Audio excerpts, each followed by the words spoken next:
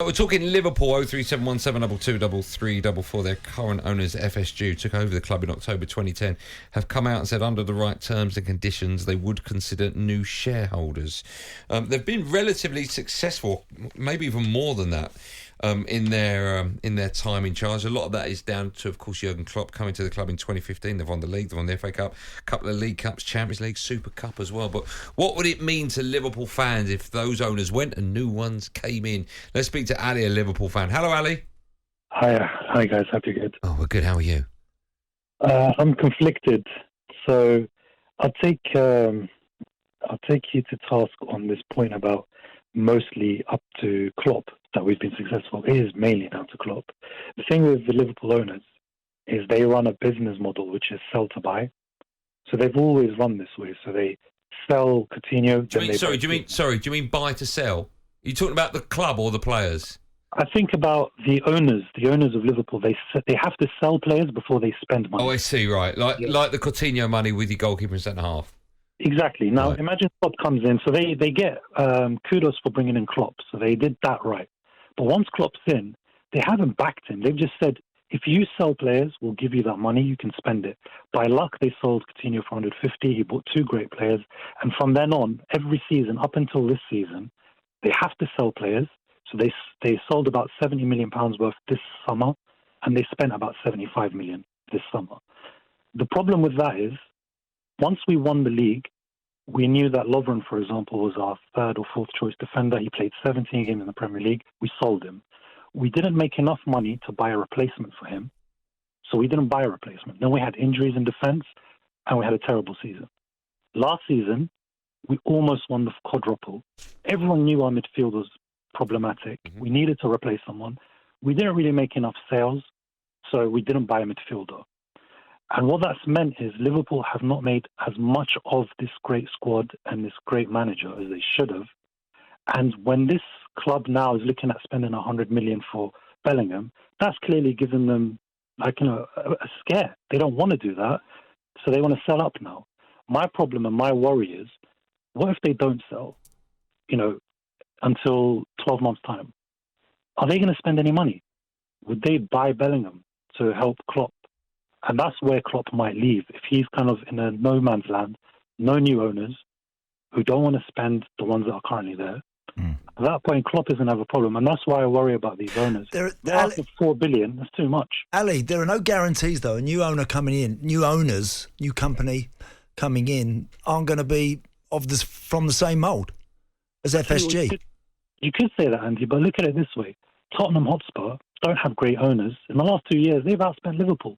Liverpool have been coming first or second, going to Champions League finals. They're spending less than Tottenham. Brighton had the highest spend than Liverpool. So does that make them bad owners or shrewd? Shrewd for themselves, but they're not doing it for Liverpool's sake. They're doing it for their sake. They're going to walk away with $4 billion. But when you say they're not doing it for Liverpool's sake, it's a business. And I don't agree with this, but they're in it to make money. They don't really care about Liverpool, the football club. And they've been very clever at it and very successful at it. Not only making 10 times their investment if they sell it for £3.5 billion, and it'll probably go for more than that. Not only that, but also winning trophies, also acquiring one of the very best managers on the planet. When they got Klopp, some people were questioning, should they get Klopp or not? So they've done well to get him. But since then, how much have they actually backed Klopp?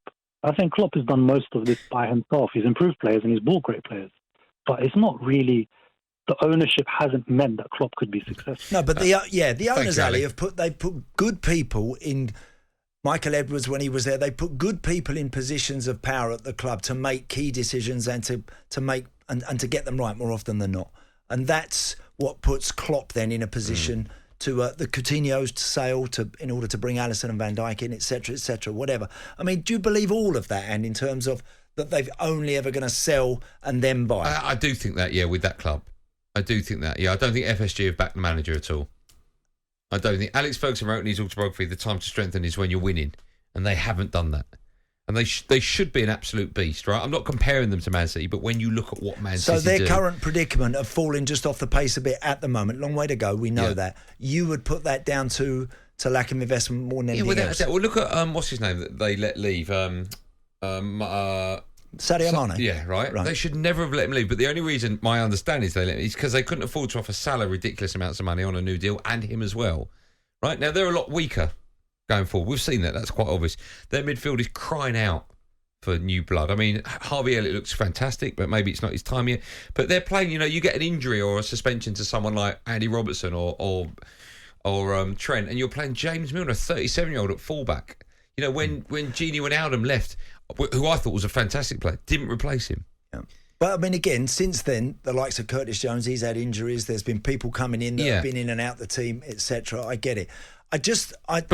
Prime example will be Man City spent £100 million on Jack Grealish, right? Yeah. Now that's not Jack's fault, and I think Jack's a great player. But they didn't pay that money for a first teamer. They bought that to improve their squad. Right now, Liverpool are miles off doing that. Absolute miles off doing that. Yeah, but they have been very successful. They have, but how much of that is down to luck? So maybe they've. I wouldn't want to say it's down to luck. I'm saying they hit it off when they got Jurgen Klopp in charge, right? Yeah, they did. And a lot of their success. So in fact, all of their success is down to Jurgen Klopp. A lot of it is down to him, but they facilitated Jurgen Klopp with good people around him. Good people around him. When they're key injuries, the two centre halves. I don't just mean players. I mean people out there that are working for Jurgen Klopp, and also working for the club. But look, remember when they're two injuries. We've seen owners coming in and out of football on a regular basis now, and they're not always better. The ones that walk through the door, without doubt, they are not always better, and that's my worry for Liverpool fans that feel that this lot, that the grass is going to be that much greener on the other side. It just might not be. No. The difference being, from a football fan's perspective, we want our owner to come in and treat it as a hobby like Abramovich, and they see it as a business, and that's completely different. Yeah. talkSPORT Drive with Andy Goldstein. Monday to Friday afternoon from 4 on AM, on DAB, via the talkSPORT app and on your smart speaker. talkSPORT.